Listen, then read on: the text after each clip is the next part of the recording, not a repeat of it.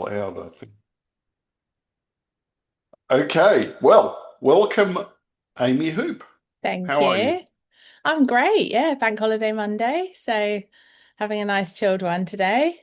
Are you in Yeah. Australia or are you based in the No, UK? I'm in No. Kingston upon Thames. Okay. I've You lived are here. Australian though, I as am I Australian, noticed. indeed I am, Yeah. yes. I've always been Australian, but I've lived in Kingston upon Thames since 2006 when I started work Okay. at PPG. Uh, but all my family are English, except me, because my Right. parents emigrated to Australia in 58.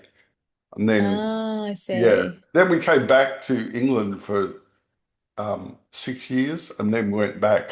So in '68, when I was four, we came back to England because all my family from Birmingham originally, Okay. and so yeah. But I'm not here because I wanted to live in England particularly.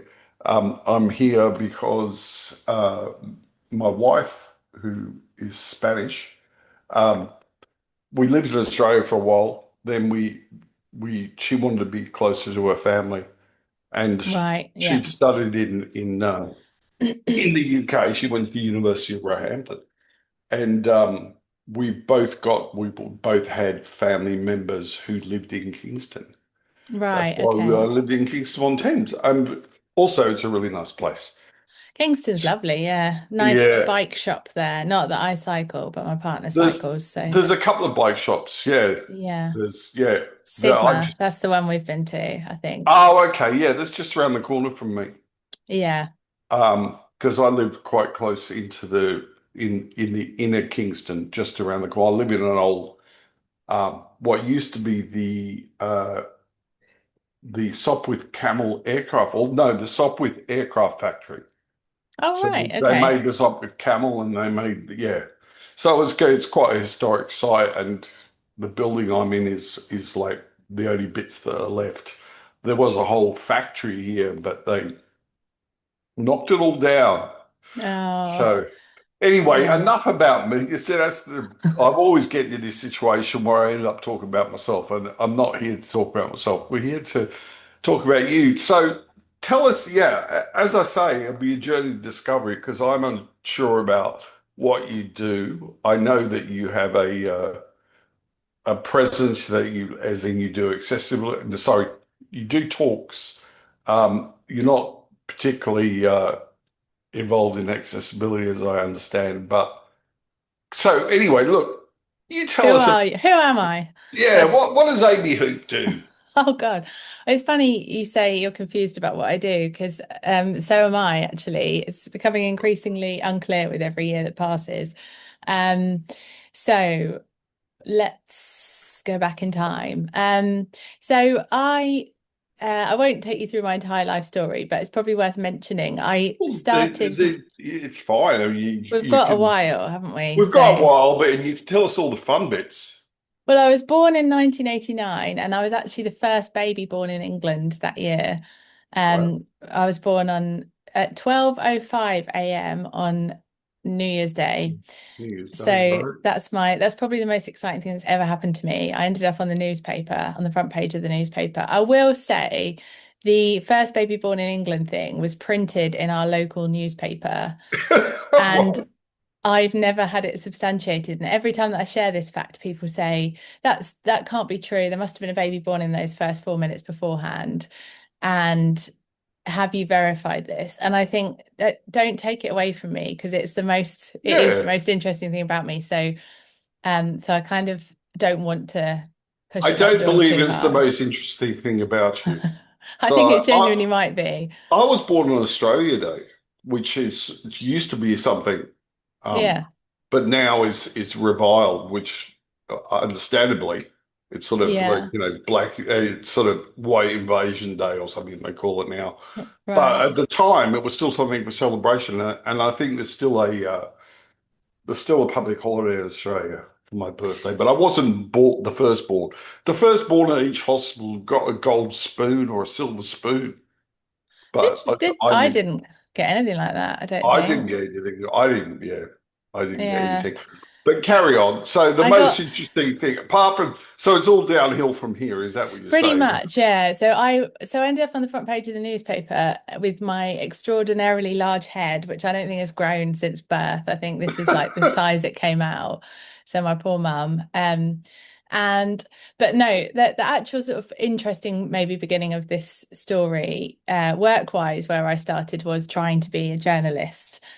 Right. And I worked for Which magazine, if you Yeah, know, yeah, they do like product reviews and yeah. stuff. And I wasn't very good at it, actually, it turns out. So I got given sort of quite niche investigations to run, like out of date compost being on sale in garden centres and um, the best tasting Christmas pudding of the year. So that was it was So really you good had you fun. actually had to taste all the different puddings No, yourself? we hired expert tasters. So we got Ah, like chefs and things in to yeah. taste them. Yeah, I did get to try them, but I didn't, my opinion didn't count for anything. Do you Um, like Christmas pudding Bloody yourself? love it. Yeah, so do Absolutely I. love it. Yeah, Uh, I could eat it every day of the year comfortably. with custard? No, because something cold for me, cream or Ah, brandy cream or yeah. ice cream probably. Yeah, I I love wouldn't, it I'm with not into like custard, but hot custard and hot desserts are not for me. I yeah, mean, I'd I mean, eat I it. just, yeah, Yeah, I know what if you you mean. served it to me, I'd eat it, but it's not But with a bit of a look of disdain on your face. no, I'd keep it. I think I'd keep the look off my face, but I'd be internally Yeah, thinking, judging. Yeah, yeah. I'd be thinking, what are you Well, doing here? if I if you ever have to come over at Christmas time, or you ever have to come over, I'll have a range of cold and hot accompaniments to I very much appreciate that. Thank you. That's very considerate.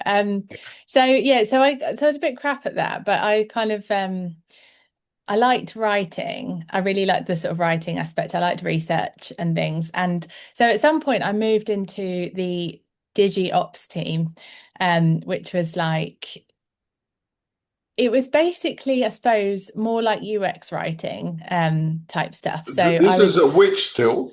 at Which still, yeah. Yeah. So I was there for quite a long while, about 6 years in the end. And so my I'm last, just going to yeah, go close the on. door. Oh yeah, close away. Don't I want can hear people. the washing machine is in the bathroom next to my room. So I can't hear it if that helps.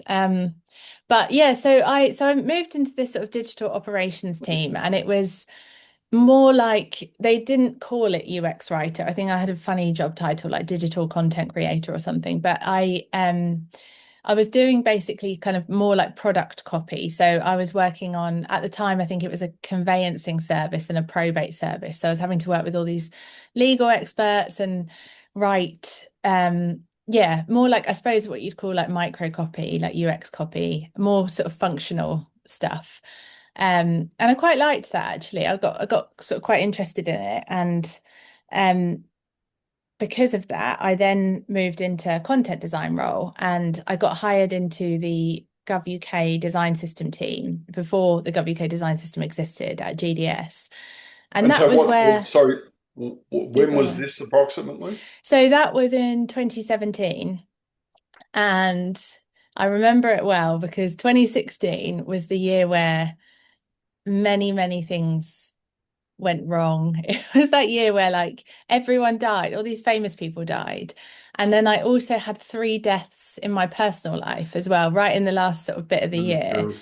Yeah, And I also got married that year, which was lovely. Although I'm divorced now, so that was also foreshadowing something bad. And then Trump got voted in, and Brexit happened, and all these. Oh, Brexit didn't. Did Brexit happen 2016?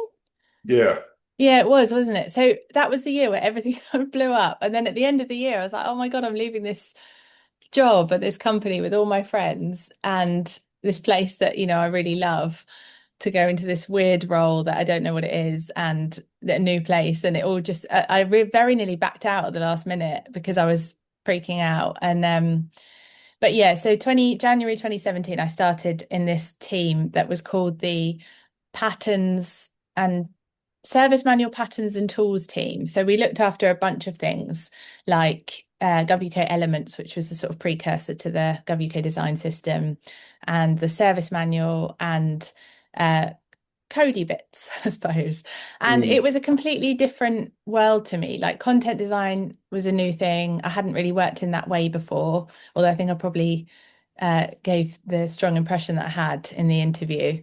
And because of my experience working on more like product type content, they thought, oh, we'll pop her there.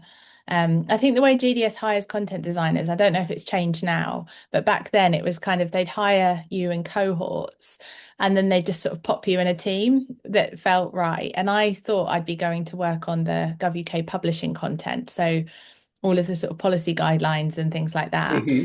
And then, yeah, I get bundled into this very, to me at the time, very sort of techie team and just didn't, I mean, I'm trying to think how I can convey how clueless I was. Like, I just before I left Which and went to GDS, I was working with a UX designer who was sending me wireframes of this new product we were working on.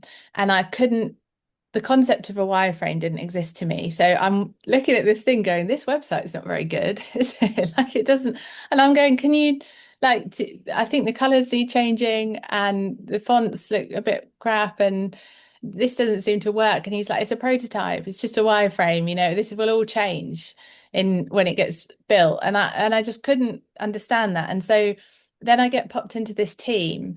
And one of the things they were working on as well was the GovUK prototype kit. And so just very, very quickly having to learn this completely new language. Like Mm. I didn't know what design patterns were. Everyone kept talking about design patterns and like it was a known thing. And I'd never heard that term before.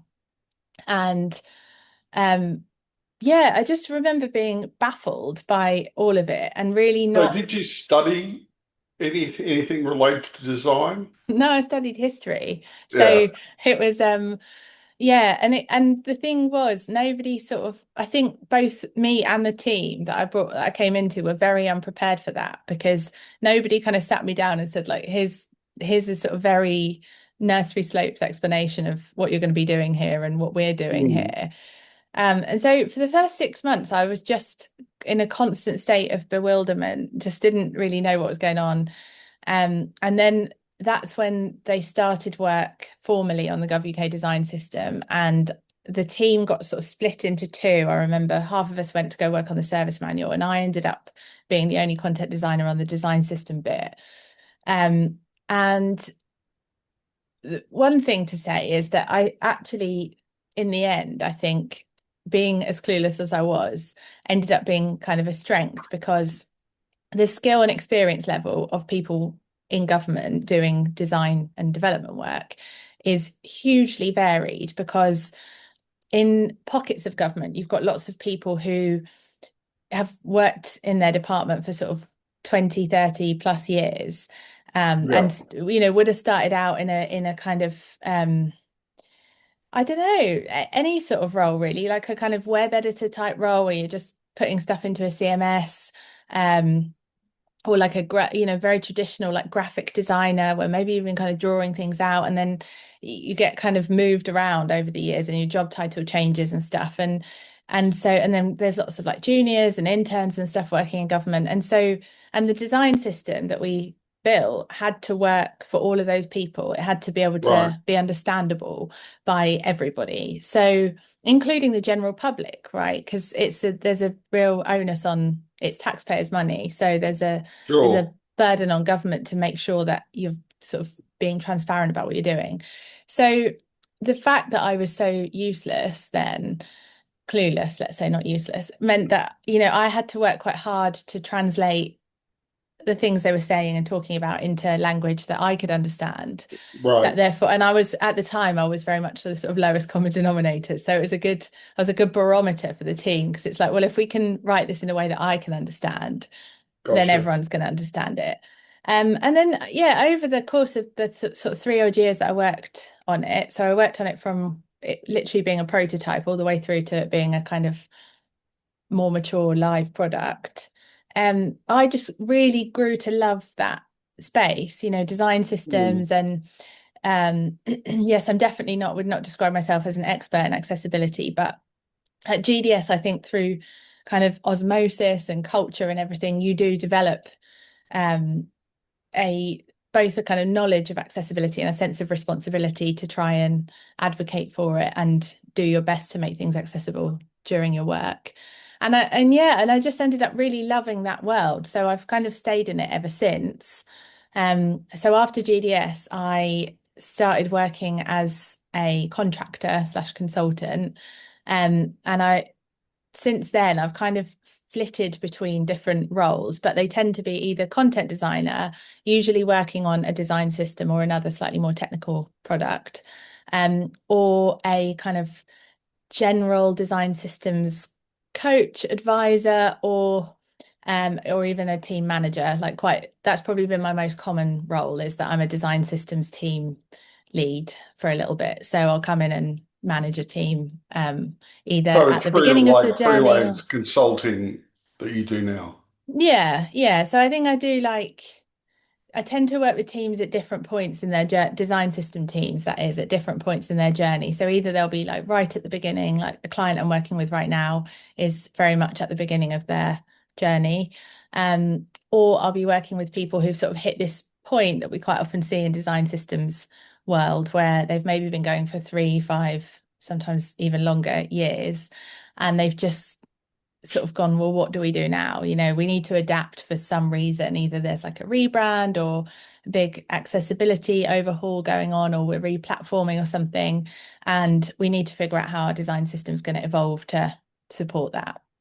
So then I'll come in and help them work out what their roadmap looks like and stuff. So in clear language for my own benefit, what is Mhm. design system? So, the definitions vary. I think I tend to define it a bit more broadly than a lot of people do. In the most high level, simple terms, I think it's just the tools and the practices and processes and kind of organizational structures that help you get something from a an idea at a design inception all the way through to being a live piece of content or product or feature or something like that, but it's done at a company or organization level. So it's the aim of it really is to try and make things more consistent outwardly for the users of your digital product suite, Yep, um or more and more efficient internally. So like rather than just redesigning a button every single time that we have to create a new piece of content or a feature or something, we've got a button that we can pick from. The designers can use it in prototypes, the developers have a corresponding resource that they can then use in their build, and everybody's singing from the same hymn sheet. That's kind of the gotcha. idea behind it. Um, and in practice, I think it quite often gets defined as the most common sort of set of artifacts that make up a design system, which are Right. typically, there's kind of the holy trinity. Quite often we have a documentation website that acts as like the Yep, shop floor, so the entry point, I suppose, to the design system. Then you'll often have a design library or sort of prototyping kit of some description with all the design assets in it, and then you have a corresponding developer library, so usually with like components and style sheets and all that sort of thing in, gotcha. and it should all magically work together, and it never does. And then there's like processy things that kind of go with it quite often as well. So the two main ones being support. So how's your team going to support all of the people in the organization and teams in the organization that need to use it when it breaks or doesn't meet their needs or whatever? And contribution. So how do you get people to contribute their own stuff to it? It shouldn't be like a team just sitting there dishing out components to the Yeah, organization. It should be people saying, oh, we've encountered this need in the course of our product work, and now we'd like to share that with other people so they can use it as well. Yeah. cool. Sounds like fun. Yeah, unfortunately, it for me, I mean, UX is a foreign land as well as any complex, sort of systems that you that you're describing. I'd happily say I don't touch UX much. at all. That's done by other people within whatever organization that I've been involved in. Um, okay, what I was going to ask you was is that your house behind? Like, is that It real? is. Well, it's not my, so I rent it. Yeah. But and I'm actually moving out in a few months. But yes, it's where I live and it's real. Yeah, it's an old Tudor building. Yeah, it's lovely. Looks Yeah. really nice. Looks It's really really full of nice. It's character. really I'm gonna miss it when I go because it's yeah, it's very characterful, but I And it may be where is that haunted. approximately? It's in Hitchin, Hertfordshire, so bit north of London. Yeah, but okay. I'm hopeless because I am, as you say, I'm an Australian, but I've lived in London for 18 years now. But I because I work from home, never really go out. And Yeah. so I don't really know, like I know certain places, but my understanding of the geography of England is sadly lacking. Yeah, I mean mine as well, and I don't really have any excuse because I've been here my whole life. But basically if you draw a straight line between Cambridge and London, Hitchin is about halfway up that line. So it's like semi-rural, rural.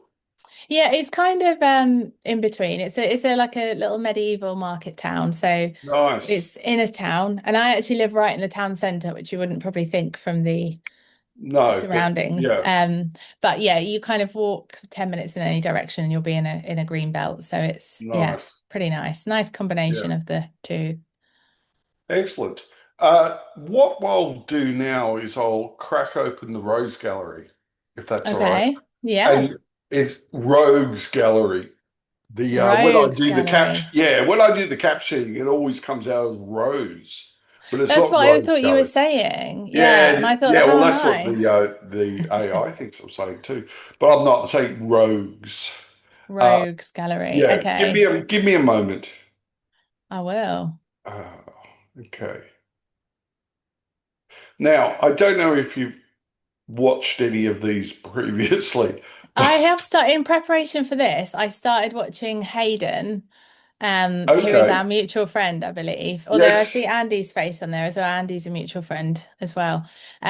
But yes, I started watching Hayden's episode, but I only got a few minutes into it, before I then had to Yeah. come and do this recording. So yeah, Well, it should okay. all be a surprise for me. Okay. So the Rose Gallery. So the top left, do you know this person? The reason why the reason why I've got his name there is people just don't know him. I don't know And him. I have you like his never heard of hat. Dr. Swallow? No. Oh my God. Anyway, this is David Swallow. He's Dr. David Swallow. He did a his doctorate in web accessibility at All York. right. He comes from Okay. York. He lives in York. He works at TPGI, which well, it's now called Vispero, which I worked at for 17 and a half years, and other people such as Leonie and Henny and Ian and Patrick and Graham. A load of us from Technological used to work there. Right. Uh, Okay. so and Dave's a good friend of ours, lives in York. He's also a UX person mainly. But he does Okay. accessibility stuff. I mean, that's what he's done. And he's wearing what I attempted to do was draw in the sponsorship of the HTMLZ, which is the my web standards leisurewear arm, Right. Yeah. into this. So he's actually wearing one of the products, which is a beanie, which It's is lovely. I like it. with the expressionless face. I've actually got the t-shirt. I don't know if you can. Yeah, Oh yeah, that's yeah, cool. Good yeah. merch. So that's and you can buy that. But actually, because you're on here, you get a free item of your Do choice from. I? Yes. That's very exciting. You didn't even have to tell me that to get me on here, but No, I'll but definitely take that's you up on that. yeah. Well, by the time we finish, you'll think at least I've got something. Um, Okay. next up. Do you know who that person is? No, I don't. I feel like I'm going to be really bad at this game. Well, that's okay. It's yeah, that's Patrick Lark.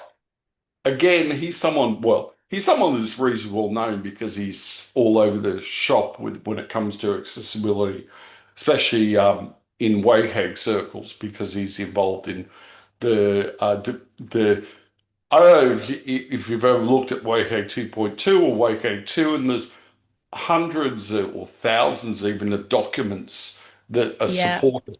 Yeah. So what Pat has been doing and has been working on along with quite a few other people has been working on updating the documentation, so all the techniques, the failures, bringing them up to or making them usable. And Hmm. because some of them, were written when it was WCAG 2.0. So we're talking, 10 years. And Yeah. yeah, and they were old then. So like, Yeah. they've got old speak. So he's been working on that and he's been doing a great job. But as always, in standards, web standards land or standards land, there's a lot of pushback, a lot of, you've got to invest a lot of time. So that's why he looks Yeah. serious there. But he's Okay. also wearing That's why. a t-shirt of his own creation, actually, but that I put on HTMLZ as well. He likes pixel art. He's got his own t-shirt factory as well. So anyway, that's Patrick Look, and I work with Pat, and I'm his manager for good or Okay. ill. Um, well, I used to be his manager back when in TPG days.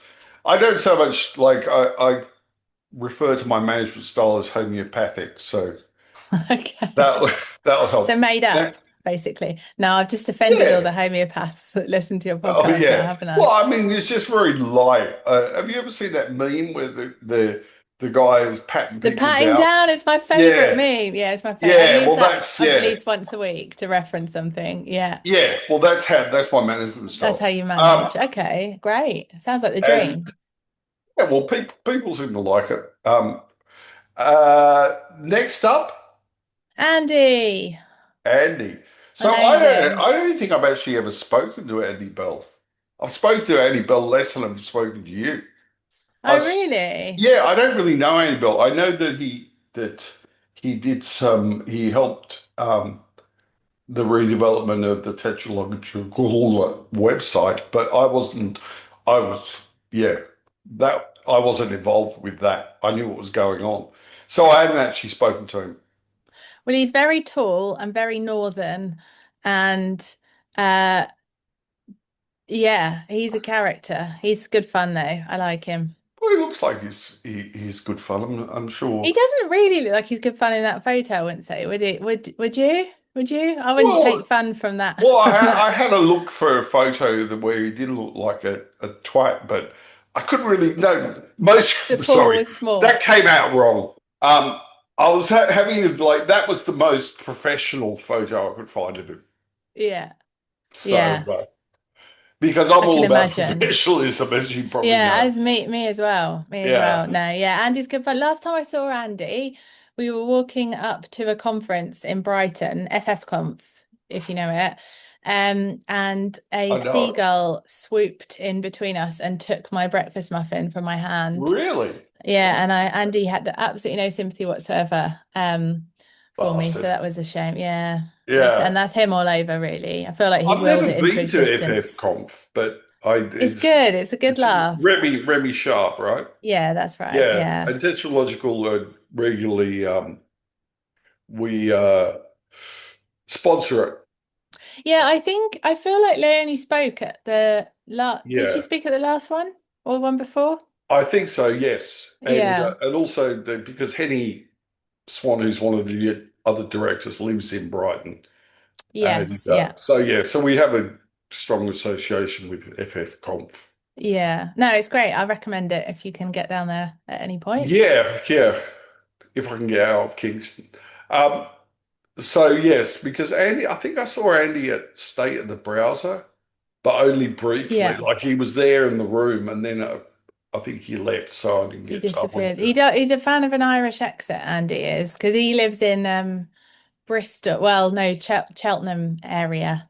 right. And so he will quite often come down to things for like a day and then he'll bugger off to get his train back at like 3 o'clock. So that's probably what happened Yeah, I there. understand that. Yeah. Missed all the fun. Yeah. Next person up. I do not know this lady, This but is she looks like she Lola means business. Odalola. Oh, I do know the name. I know her name, but I've not Yeah, met her. I mean, she's got her own Wikipedia page, which is, Wow. I don't think that she created it herself. She's done a lot, of stuff like she developed Black Girls Code or Black Women Yeah, Code. yeah, It was yeah. like, yeah, and stuff like that. And I've been working with her a bit with accessibility support data, which is she's trying to get the sort of data that you get from what is it?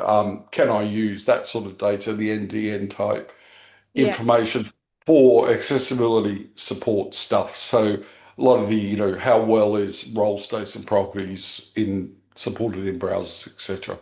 So she's working on that, and I'm sort of involved with that. Also she's on the W3C technical architecture group. Mm-hmm. So she's a brainiac, as I described Wendy Reed, um, who's also Wildly intimidating. People like that, I find. yeah, You yeah. a Wikipedia page, you sort of that's when I went Oh, fully she's very fangirl. self-effacing. So Yeah. it's she's very nice. She's going to come on and talk at some point. Do you know who the bottom left? You should know this person. No, I mean I do. His face looks familiar, but we've got His name's Gareth like Ford Williams. He used to be head of yes, okay, accessibility I do know. at the I know yeah. that name. Yeah. Yeah, it's also probably because when I put the photos on, I tend to just munge them in so they fit into the thing. So they might look a Yeah. bit wider or longer than they normally would. So Garrett's another outspoken accessibility bod, um, who is going to be coming to talk to me at some point in the next month or two. I've got a load of interesting people. Well, I've already had a load of interesting people, including yourself. The last person I had to speak was the person Wendy Reed, who I think you said you don't know. Wendy Reed. No, I don't know Yeah, Wendy Reed. Yeah, that is yeah. her. That is her next to Gareth. That's Do you her, is know? it? Yeah. Yeah, she's Canadian. Okay. Um, you can listen to the podcast and bone I'm up on. gonna. Do you know who the next person is? Is it Henny Swan? It's No, not Henny Swan. Does Henny no, Swan have coloured hair, like dyed hair? Or have no. I hallucinated Leonie that? does. No, I know Leonie, Leonie does, but yeah. I've seen Henny speak at a conference, and Maybe she has in the past, but I was she's very blown away by her talk. I remember it was a real highlight of the day for me. But I found since COVID happened, maybe not since I had COVID, but since we had the pandemic, although maybe me having COVID has something to do with this, I feel like I've developed a face blindness. Like for real. I feel like yeah, yeah, I meet people or I see people. I used to have this amazing like photographic memory, would never forget a face, never forget a name. And now people will come up to me like point blank, they'll be like, "Oh, we had that really fun evening together after that conference." And I'm like, "I have no recollection of ever having met you." So basically, I just can't identify it. But because you said Henny Swan earlier, it popped her into my head.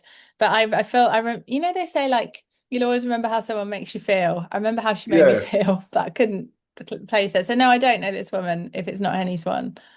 Yeah, well, the same. I mean, I'm much the same with people. I mean, when you read, I met when you read numerous times.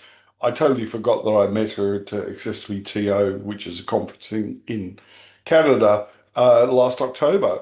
I always Right. thought the last time I recall meeting was like about 3 years ago at a technical plenary of W3C thing.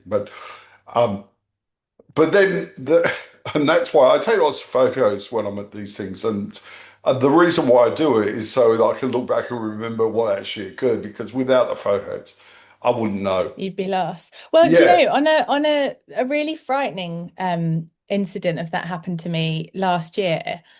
Like this is the most extreme it's ever been. So my I was doing some work with the BBC and my kind of I don't really have bosses anymore because I am self-employed, obviously, but they normally appoint you someone who's going to kind of act like your line manager while you're there. And so I had this guy, Andy, I'm sure he won't mind me mentioning. I'm sure he's probably not going to watch this. I think he's in slightly different echo chamber. I hope so, because this is really embarrassing.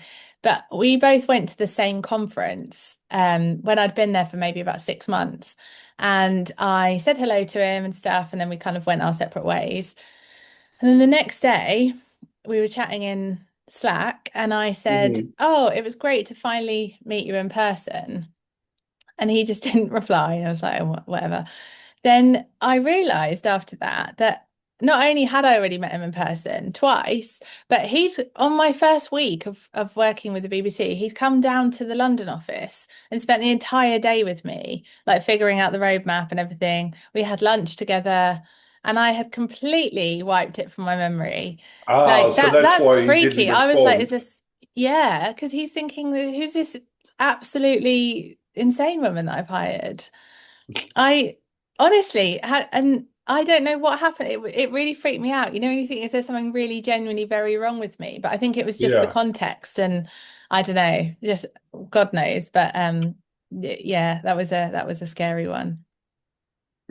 Yeah, it does sound like. So, yeah, just going back to the roads going, this is a Yeah, woman yeah. called Shell Little, who Okay. uh, I well, I thought she was Canadian, but she's not. She's from America, and she does accessibility, usability, that sort of stuff as well. And she's going Hmm. to be coming to talk in the next couple of months with us. But the I'm not surprised you haven't heard of her, because there's lots of people that I haven't heard of as well.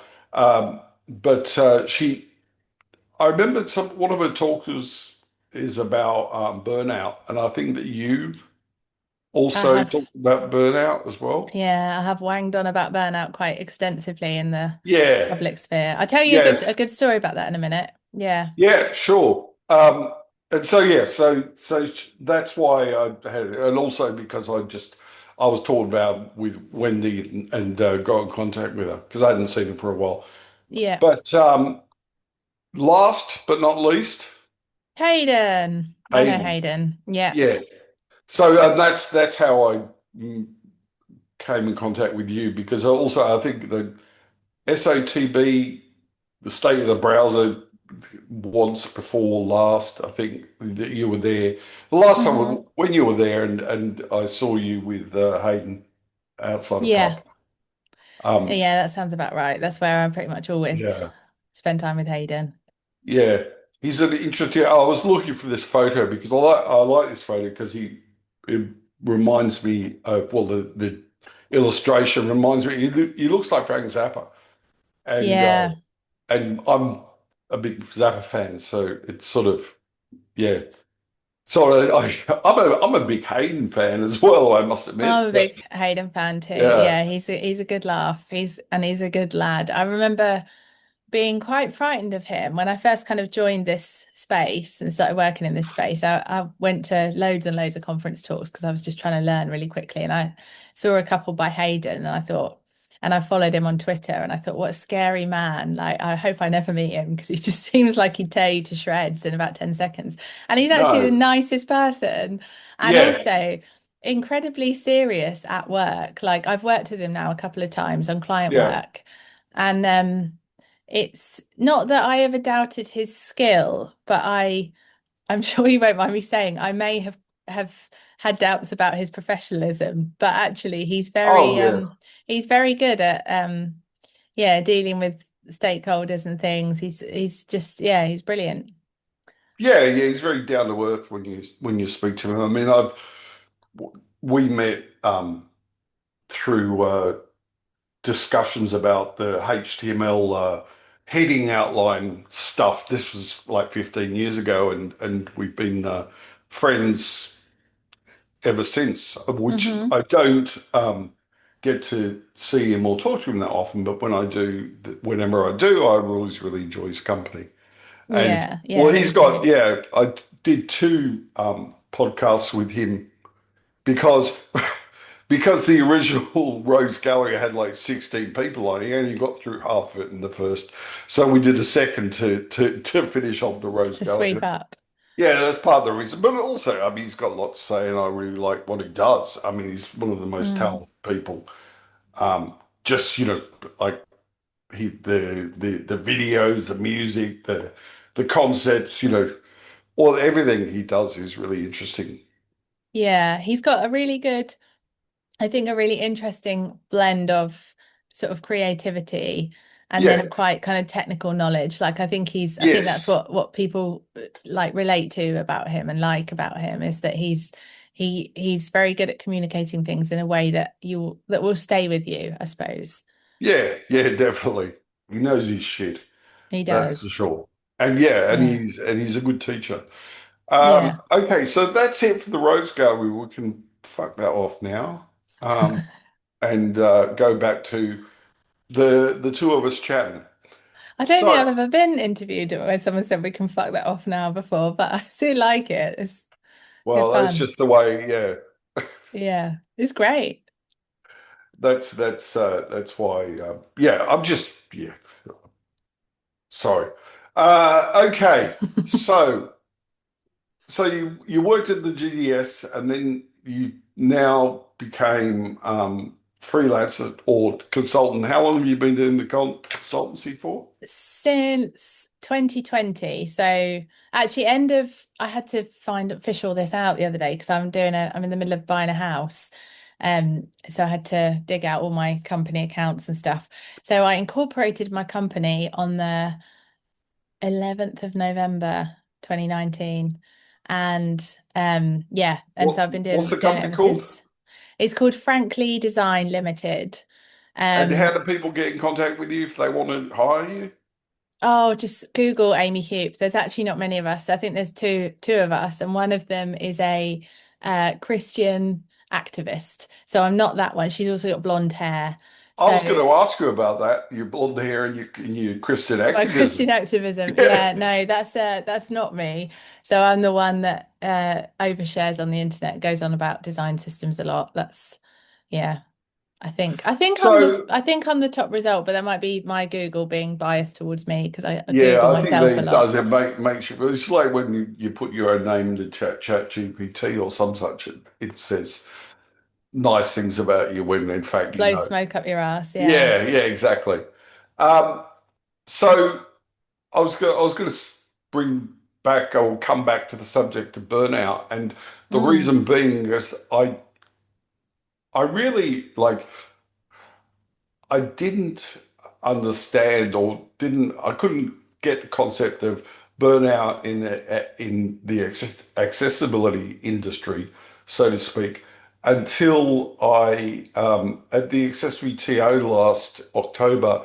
There was a guy called Eric Bailey. I don't know if you've heard of Eric. Yeah, yeah, I know Eric Yeah, Bailey. but Yeah. he did the talk, and it it just gave me insight that I hadn't had before.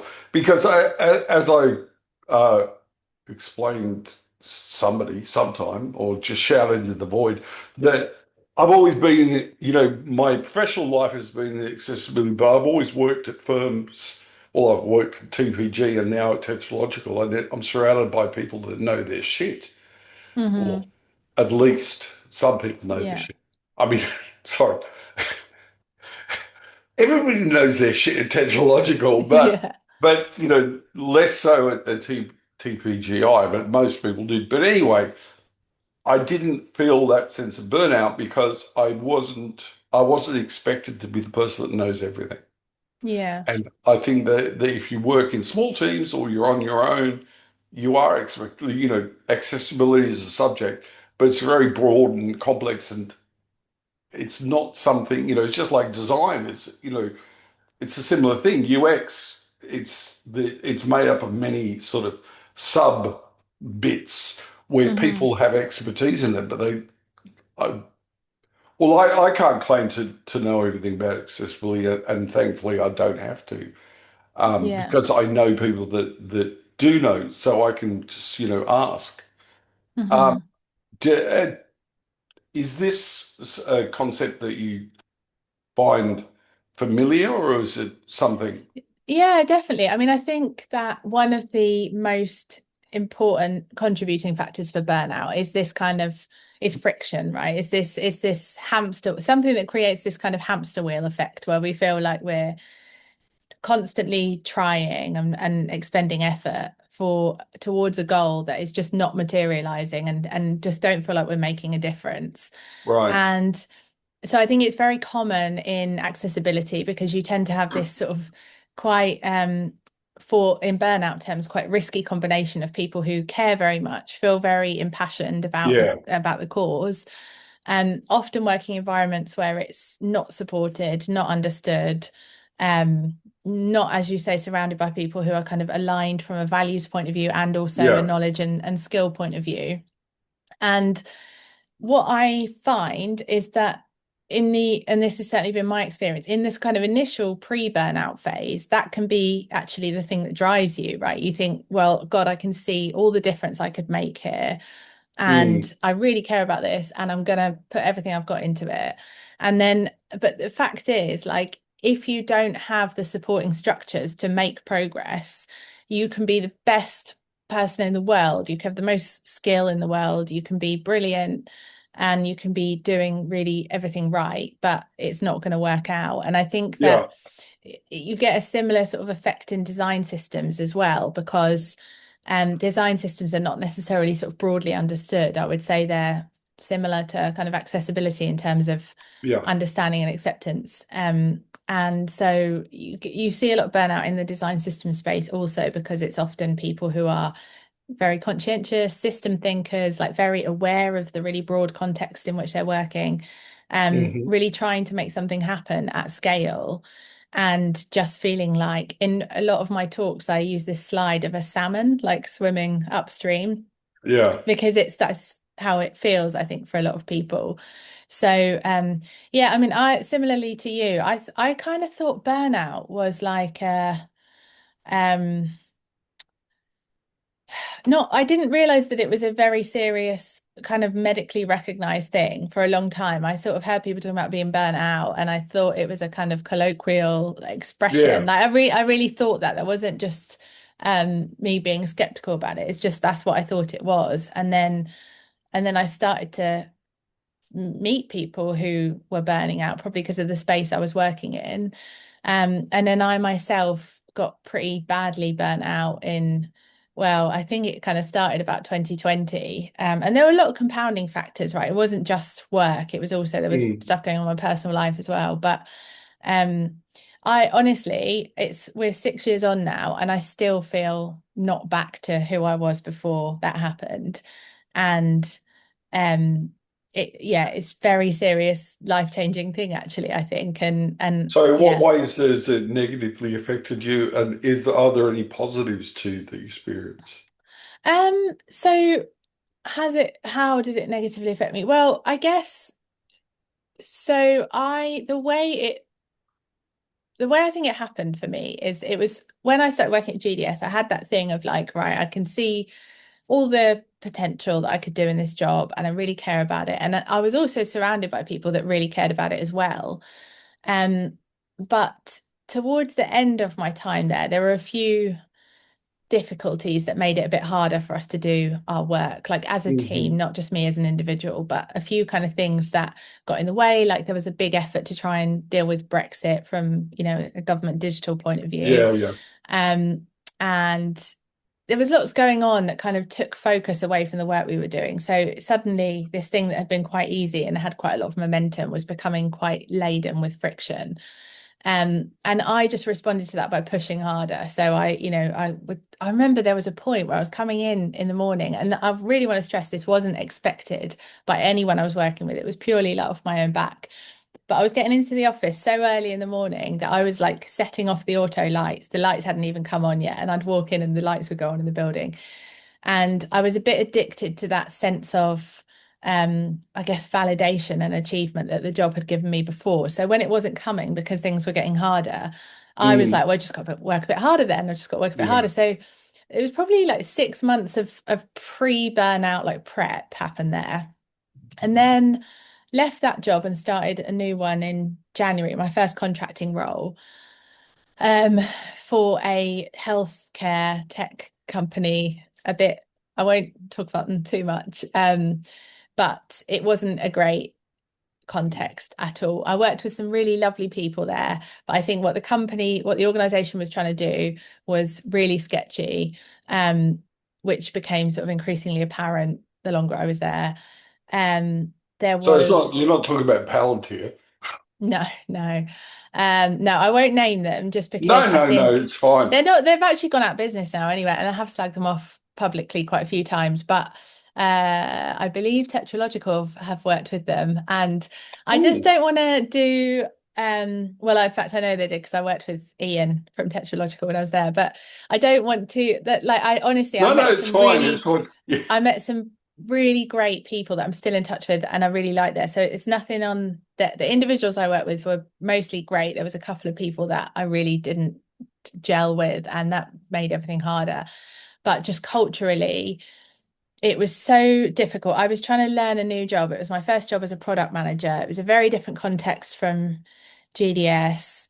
I had some very demanding stakeholders and everything just got very difficult. I was working very long hours. I remember like one night, it was my husband at the time's birthday, and I'd gone into the office and we were supposed to be going out for dinner. And this is just not like me. I'm not this sort of person at all. I'm like, I place a lot of value on my personal life and my personal relationships and things. But I was still in the office by 8, like phoning him in tears, going, I can't come home. I can't come home. I'm so sorry. I'll take you out tomorrow and everything. And oh, it just drained the life out of me. And then COVID happened yeah, and they were very resistant to letting us work from home. And in the end, I sort of said to my team, like, just work from home. Like, I think we're going to lockdown soon and I'll get in trouble. I'm not an employee. If they get rid of me, they get rid of me. Like, just, they were freaked out as we all were. And I yeah, didn't want to put them through that. So, and then I got in trouble over that. And then like 2 days later, we actually went into lockdown. And then I have OCD, like diagnosed OCD, and it tends to center around health for me is like one of the main areas. So COVID, as you can imagine, was just also a nightmare. So that was a kind of yeah, personal thing going on.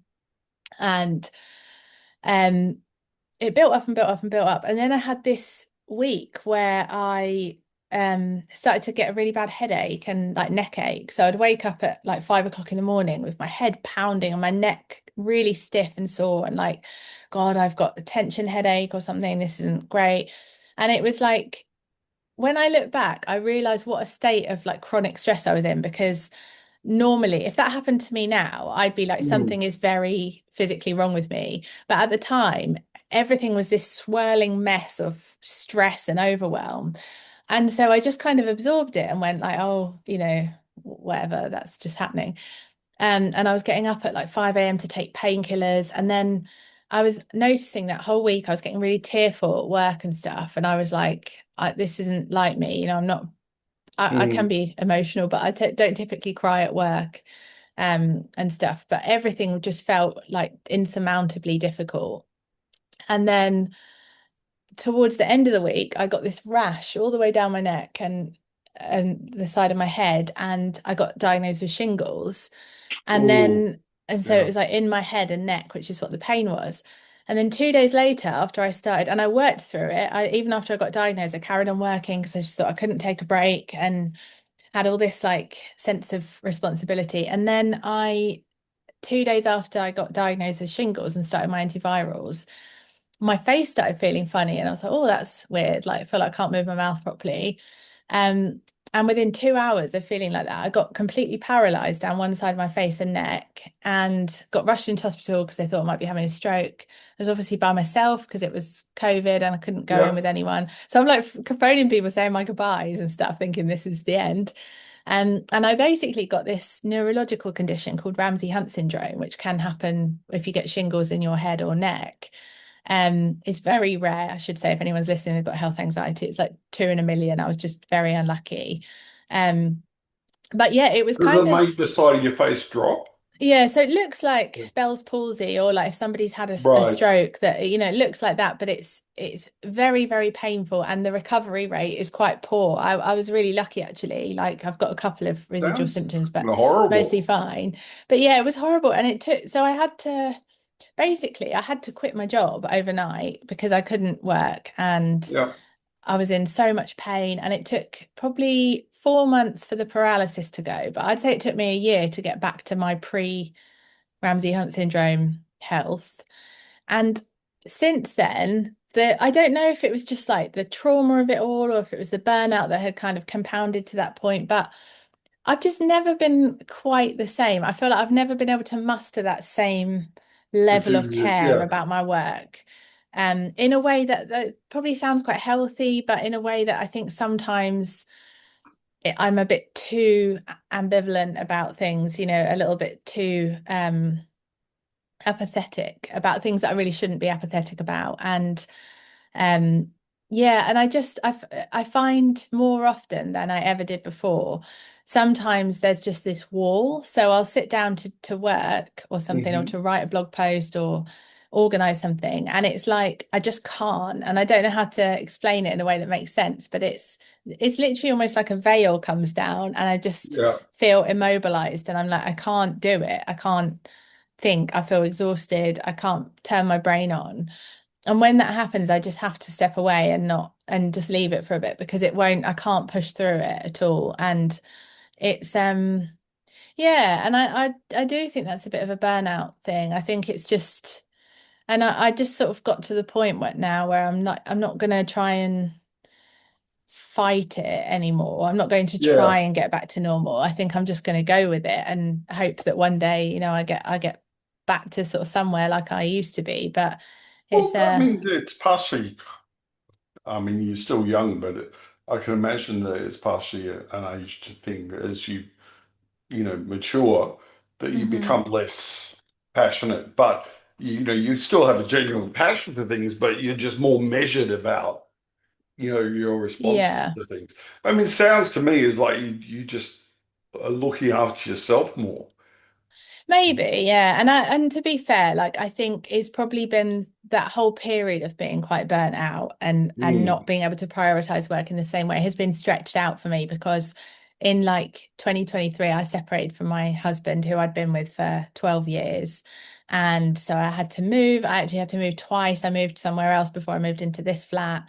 And then I don't know if you know sort of if you don't contract, do you? You work directly for Tetralogical. But if you know yeah, contractors I'm and one of the things. owners.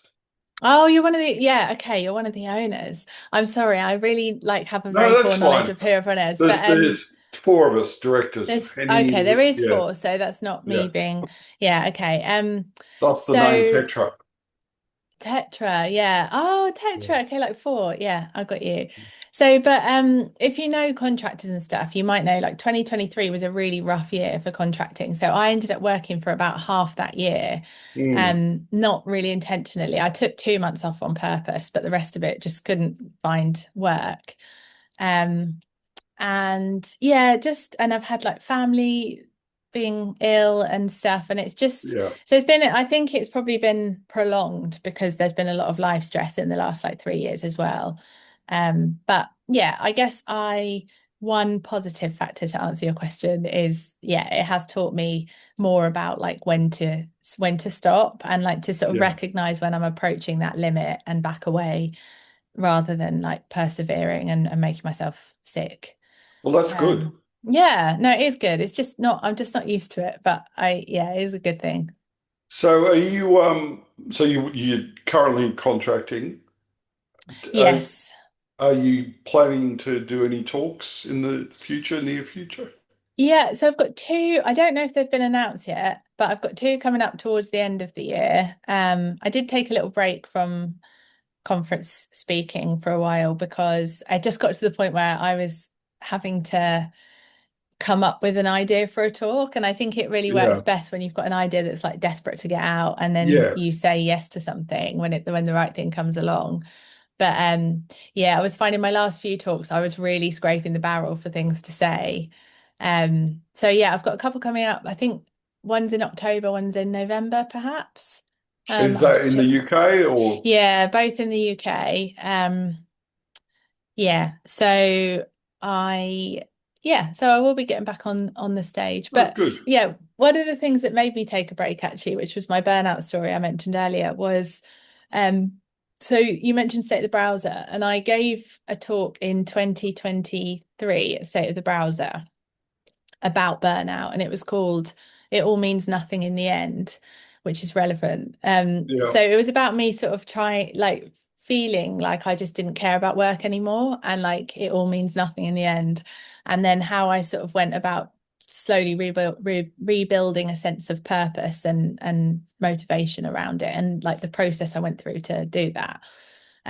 So I must stress, like, this was work focused talk, a little bit about existential crisis and stuff, but yeah. And then maybe a few weeks after the talk was published, I got a couple of messages on Mastodon, I think, from people saying, "Oh, really hope you're doing okay. Like, please ignore the trolls. The talk was brilliant." And I was like, "I don't. What do you mean?" I hadn't heard anything bad about it. I just had lots of people saying, "Oh, I feel the same, and thank you for talking about it and stuff." So obviously immediately your heart starts going. I'm like, what are people saying about me? So then I went to YouTube and had a look through the comments, and I found one that said, "Oh, she's insufferable," or something. So it's like, whatever, I don't care. I probably am to Nice. some people. And Yeah. then someone replied to that and said, "Oh, if you haven't seen Paul Vanderklay's evisceration of this talk, I really recommend watching it." So I'm like, who's this guy? Who's Paul Vanderklay? Yeah. What's he doing talking about me? So I searched Paul Vanderklay, Amy Cube, and I find this video. Right, my talk was 20 minutes long, 25 minutes long. His video is an hour and a half, and it's basically him doing a blow by blow critique of my talk. And he is a pastor, from what I can tell, is like an alt-right church in like Oh, Alabama or something. And fucking hell. he basically, because it mentions like existential crisis, and I'd said, like, I don't, what's the meaning of it all, sort of thing. He was like, this is my time to shine. And so, and the sort of the summary is like, if she's struggling with meaning in her life, she needs to find God and have babies. Wow. Um, and that was kind of it. But he strung that out for an hour and a half. He called me like mentally ill quite a lot. And I was like, well, yeah, like that's sort of the point of what I'm saying. I mean, it's not a no. Like, and then and it was awful. And then I started to read through the comments on his video, and everybody just tearing me to shreds. And it was fun. It was actually very funny. Like, one of the comments, I got Hayden to design into a t-shirt for me, because it was so poetic and Is brilliant. it still available? I think so. Yeah, I think you can Yeah. buy it on Hayden's merch Oh no, store. not But the the the talk, video. yeah, you can go see Yeah, it. well, Yeah. if one of the things that I do is when I publish this talk, I'll give some of the things we talked about. So if you Oh can send me the yeah, I can links send you to the this links. and Yeah. anything else that you think is in, like your talks or whatever, I'd appreciate that. Yeah, no, I will do. But yeah, it just so it got very out of hand, and I generally did find it very funny, like the whole thing, and I got another really good talk out of it. So I was quite happy with it in the end. But it did get to a point where I'm like reading through these comments, and people were saying like, I feel nothing but white hot rage towards this woman. Like, someone saying, "Oh, I hope she doesn't walk down any dark alleys at night," like all this it got really Yeah. threatening and weird, and I was like, why are people so weird? So yeah, after that I felt inclined to have a little break, because I was like, oh, this. Oh, really? So you feel as if that made you not want to do talks? Well, I think when it first happened, I already had some other talks booked in, and so I sort of made the most of it, and it ended up being quite a funny little anecdote at the start of the talks I did afterwards. But I think, yeah, it did. There is a point where if you're reading, like, I mean, it had something crazy, like maybe 100 or more comments on it, which is a bit, I'm not a famous person by any No. stretch. Um, so I'm not used to that level of Well, feedback, I suppose. And it's not really, and it's just, and it was just hateful. And I got to the point where it was almost like a switch flipped. Like the first sort of 30 odd comments, I was just laughing. I was screenshotting them, sending to my friends. I thought that it was just funny. And then it suddenly hit this point where I was like, oh my God, these people who don't even know me really passionately hate me. And that feels, and are sending me kind of vaguely threatening messages. yeah, And I just sort of thought, oh, I don't know that I'm quite robust enough for this at this right now. So yeah, I think I need a little break after that, but I feel all right about it again now. yeah, it sounds horrible. It does It sound really, wasn't, I really mean, horrible. genuinely, I'm not just saying it. It really didn't, it really was mainly funny. It was more funny than anything else to me. Like he looks like such a funny man, the guy that did it. He kind of looks like I described anything as like, he looks a bit like a child's drawing of Santa. Like if you imagine a child drew a picture of Yeah. Santa, it would be this man's face. But and the whole thing was just it was so ridiculous that it kind of was funny. But yeah, it gets and I had a lot going on in my personal life at that point. So when you're reading all these people going like, "Oh, I wish she was dead," or it's like, "Oh, really?" Like not I mean, the nearest really. I've come to that, which is by no stretch of the imagination the same, I did a talk at the in Paris Web, I think it was back in 2011 or something. And somebody wrote a review of my talk saying it was the worst talk ever or Oh, something like that. But, you know, yeah, I mean, I found that slightly upsetting. yeah. I Worst talk don't ever though. disagree with them, huh? Worst talk ever though. So at least Yeah, you hit a kind of hit a high note, you yeah. hit something, yeah. Yeah, well, people, you know, when I talk, people either like them or for the most part dislike them. So that's Right. fine. That's part of the thing. I don't. But I was thinking about what you were saying is that as far as I don't talk that often, and A, because I don't really enjoy it that much, and B, because I don't get asked that much, and C, because I'll only talk when I've got something that I think is, you know, worth saying, Mm. which most of the time isn't. But I did state the browser as well. I think it must have been the year after you, 24. So Okay. that was fun. Yeah. I'm actually talking in a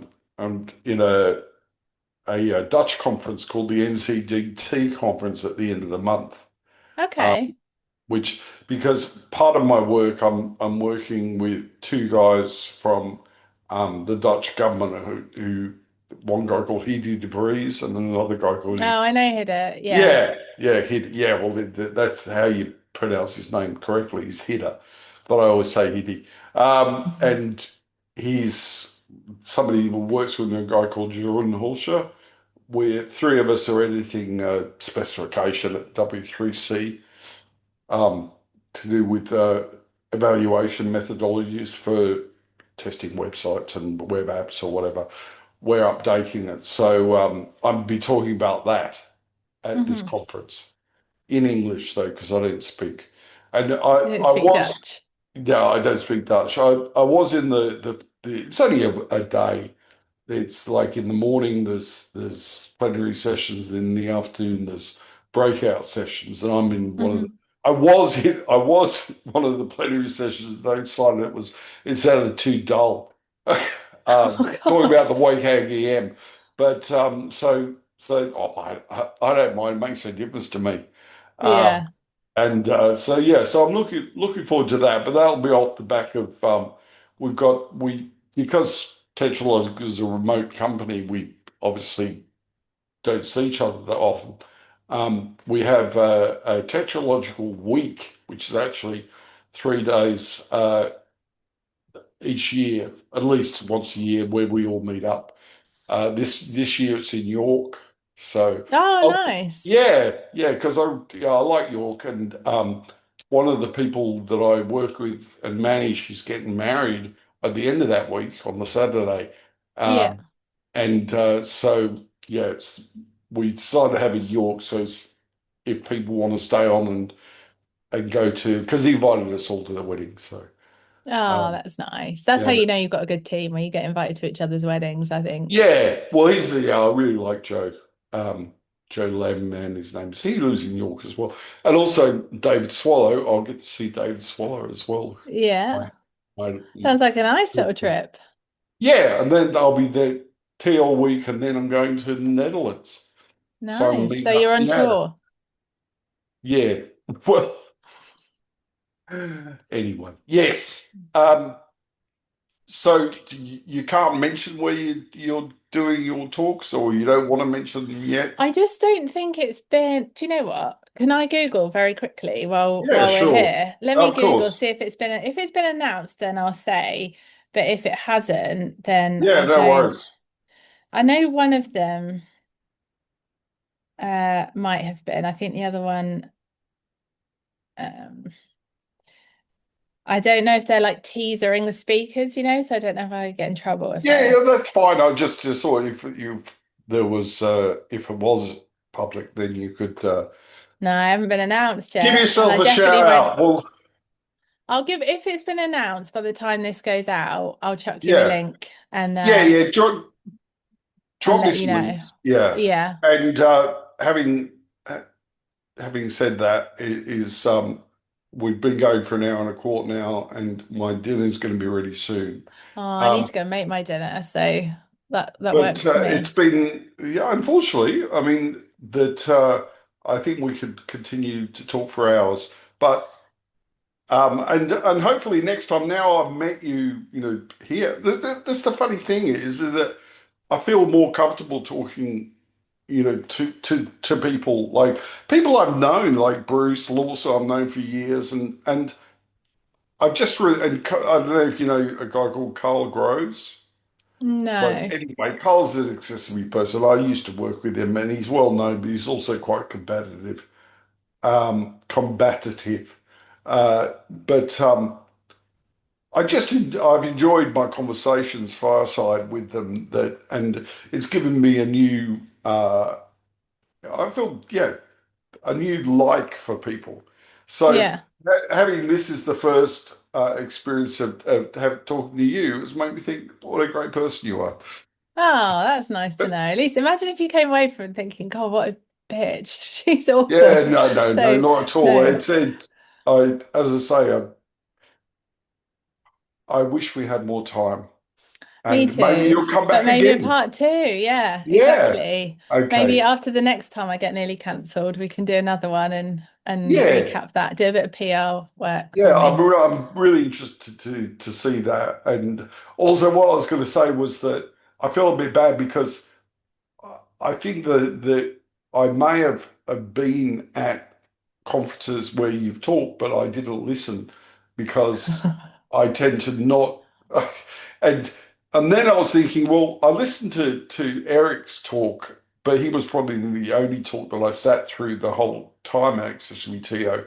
And I was just wondering to myself, is that because he's a guy that I found that he's I don't think it is. I think it's just that he's very serious and I that's why I sat through it because he seems so sincere and serious. Um Oh, yeah, if that's what you're after, I wouldn't come and watch oh one of no, my I'm talks. not after They're that. not very sincere and serious. I'm But not no, you're fine because actually one talk I did, I think it was the last one I did, somebody in the front row nodded off during my talk. So really. if you didn't do that, then you're Yeah, well a at winner least as far as I'm yeah, concerned. at least I had the courtesy to leave and go for a sleep rather Yeah, than excuse leave in yourself. the Yeah. yeah, yeah. Yeah, it's much Anyway, appreciated. Amy, I really appreciate you coming to talk with Yeah, me on thank you for this, having me. and we'll talk again soon. Yeah, for sure. And All right. remember, have a look at HTMLZ, choose what you want, tell me because I don't get it through HTML, I get it through the the organization or the company that makes the stuff for me, my Okay. fulfillment partner. And so All it's right. cheaper for me to do that than actually, you know, Get it from them. Yeah. yeah. All So right. just tell Yes, me I'll and go then and pick I'll something. and I'll send it off to you. Real. But you'll need to give me your address. Yes, So I will. yeah. I'll email you all the links and my All address right. and whatnot. All Excellent. right. Well, nice Thanks, to meet Amy. you. Have a Yeah, nice good to meet dinner. you. See Bye ya. bye. Bye.